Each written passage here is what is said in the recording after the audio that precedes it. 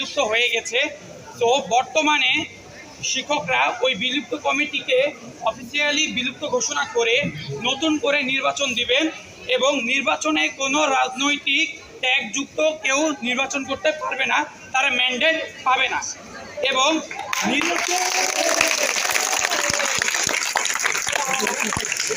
এবং এই যে আমাদের একটা গভর্নিং বডি হবে, সেখানে একজন কো-অপ সদস্য হিসেবে একজন শিক্ষার্থী অন্তর্ভুক্ত থাকবেন।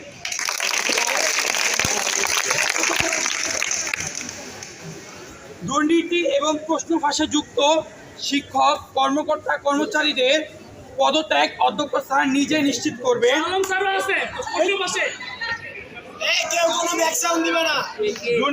আচ্ছা, আমি পয়েন্ট আবার